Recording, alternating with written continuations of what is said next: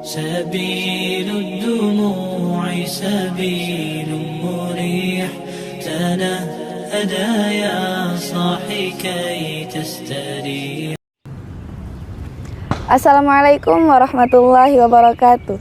Kembali lagi dengan kami di Asa Dataku Imam Syafi'i, Abi Sidiki Official Channel. Jadi alhamdulillah di pertemuan kali ini kita masih membahas tentang Nabi Adam alaihissalam yang diambil dari kitab Al-Mustafad min Qasasil Quran. Apa kabar Ustadz? Alhamdulillah baik. Jadi Ustadz, alhamdulillah ini ada beberapa pertanyaan. Nah, jadi kan Allah pernah melarang Nabi Adam untuk memakan buah khuldi.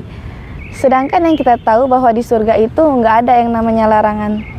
Jadi apakah surga yang ditempatkan oleh Nabi Adam itu sama dengan surga yang bakalan kita tempati? Oke, bismillahirrahmanirrahim. Alhamdulillah, Allahumma salli ala Sayyidina Muhammad ibn Abdullah wa ala alihi wa sahbihi wa mawalah. Alhamdulillah, kajian kita masih seputar tentang kisah Nabi Adam alaihissalam dan terkait dengan beberapa pertanyaan. Salah satunya pertanyaan yang diajukan tadi, apakah syurga yang ditempati oleh Nabi Adam adalah sama dengan syurga yang ditempati oleh umat Nabi Muhammad dan seluruh umat nantinya setelah yaumil hisab kelak. Yang pertama, Allah berfirman di dalam Al-Quran, A'udzu billahi minasyaitonir rajim, Bismillahirrahmanirrahim. Wa qulna ya Adam uskun anta wa zawjukal jannah wa kula minha ragadan haitsu syi'tuma wa la taqraba hadhihi asy-syajarata fatakuna minadh dhalimin. Ketika Allah berfirman menginformasikan kepada Nabi Adam dan istrinya Siti Hawa tentang tinggallah engkau berdua di dalam syurga dan makanlah olehmu apa yang engkau inginkan dan jangan mendekati pohon ini. Yang pertama harus kita pahami, perintah Allah itu wajib dilaksanakan kalau itu adalah perintah, sebagaimana di dalam firman Allah kepada para malaikat agar bersujud kepada Nabi Adam. Maka tidak ada dialog di situ. Wajib spontan harus sujud kepada perintah Allah Subhanahu wa taala. Begitu juga dengan larangan ketika Allah berfirman, jangan kau dekati pohon tersebut. Ya, walaupun hari ini ada yang menafsirkan pohon itu adalah pohon khuldi. Jadi diambil dari mana nama khuldi? Nama khuldi itu diambil dari kalimat godaan syaitannya. Ya, ketika Allah berfirman, qala ma mana'aka, apa yang membuatmu terhalang untuk memakan buah ini, illa antakuna, kecuali kalian berdua ini malakaini au takuna minal khalidin. Maka kalian memakan buah ini, paling kalian akan jadi malaikat atau kalian akan menjadi kekal di dalam syurga ini. Nah, oleh karena itu dinamakan dengan buah khuldi. Nah, jadi tidak ada di dalam Al-Quran yang menyebutkan buah itu adalah buah khuldi. Ini yang pertama. Kemudian yang kedua, dapat kita pahami ketika Allah melarang larangan tersebut, ini berlaku sesuai dengan perintah Allah. Dan apakah sama syurga itu antara yang ditempati oleh Nabi Adam dengan syurga yang ditempati nantinya atau yang kita tempati di yaumil qiyamah setelah yaumil hisab kelak? Ada ahli syurga, ada ahli neraka. Apakah syurga itu sama? Syekh Mutawalli Sya'rawi di dalam menjawab pertanyaan ini, ya, beliau menyampaikan syurga yang ditempati oleh Nabi Adam itu namanya adalah syurga nikmat. Jadi di dalam itu hanya merasakan kenikmatan, namun ada larangan. Artinya hukum yang berlaku di situ adalah hukum Allah Subhanahu wa taala untuk syurga nikmat. Sedangkan syurga yang akan kita tempati nantinya, kata Syekh Mutawalli Sya'rawi, itu adalah syurga jaza, yaitu syurga pembalasan. Di dalamnya walakum fiha ma tashtahi anfusakum walakum fiha ma tad'un nuzulan min ghafurir rahim. Allah menyebutkan di dalam Al-Quran surat Fussilat bahwasanya di dalam syurga jaza tersebut kalian bisa meminta apapun, kalian bisa meminta segalanya, apa yang kalian inginkan itu akan datang kepada kalian.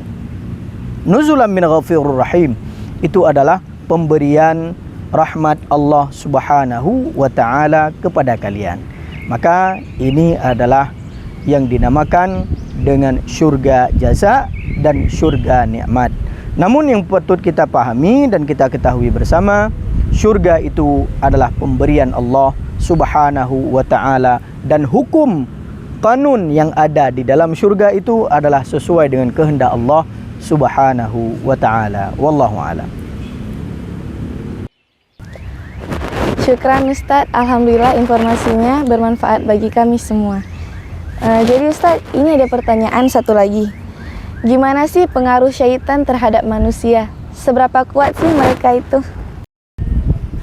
Baik, alhamdulillah pertanyaan yang luar biasa, bagus sekali. Karena hari ini banyak yang salah persepsi terhadap syaitan, terhadap iblis, terhadap jin.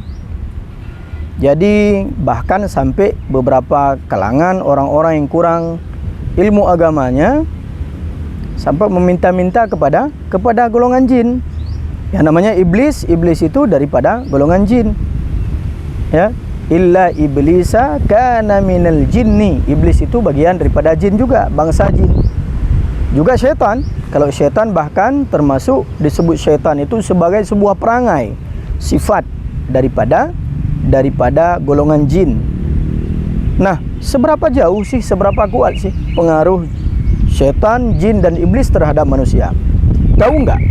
Ada sebuah kisah Rasulullah sallallahu alaihi wasallam. Rasulullah itu pernah diludahi oleh jin ifrit. Nah, diludahi oleh jin ifrit sedangkan Rasulullah sedang solat. Kemudian Rasulullah menangkap jin ifrit tersebut dan mengikatnya di tiang Masjid Nabawi. Kemudian Rasulullah berfikir, ada doa Nabi Sulaiman alaihissalam. Apa doa Nabi Sulaiman? Rabbi habli mulkan la yambaghi li ahadin minal alamin. Ya Allah, berikan kekuasaan kepadaku, kerajaan kepadaku, sehingga tidak ada orang yang bisa menyamai kekuasaan ini. Jadi Rasulullah itu respect terhadap doanya Nabi Sulaiman, sehingga beliau enggak mau menampakkan bahwasanya beliau itu mampu menangkap dan menundukkan jin atau jin ifrit tersebut di bawah kekuasaan Rasulullah sallallahu alaihi wasallam. Sehingga beliau lepaskan. Kalau Rasulullah tidak melepaskan jin ifrit, mungkin sampai hari ini siapa yang datang ke Masjid Nabawi itu bisa melihat jin ifrit sedang diikat di tiangnya Masjid Nabawi. Maka begitu juga harus kita pahami, syaitan itu pengaruhnya tidak besar terhadap manusia. Allah berfirman, inna kaidasyaitani kana dha'ifa. Pengaruh syaitan, godaan syaitan, hasutan syaitan itu lemah. Akan tetapi patut kita waspadai, sebagaimana firman Allah, wala tattabi'u khutuwatis syaitan. Jangan engkau mengikuti tipu daya syaitan. Syaitan itu hanya mampu terhadap manusia itu membuat tipu daya. Dia bisikkan hal-hal yang tidak baik kepada manusia, sehingga manusia melakukan sebuah keonaran, sebuah pelanggaran, melewati batas-batas agama. Padahal dia hanya mampu untuk mengajak, membisikkan sesuatu, alladzi yuwaswisu fi sudurin nas, di dalam hati manusia. Maka Nabi Adam alaihissalam itu diusir dari syurga oleh Allah Subhanahu wa taala bersama istrinya Siti Hawa. Itu sebabnya kenapa? Karena beliau ini tergoda dengan bisikan syaitan, bukan dengan kekuatan syaitan.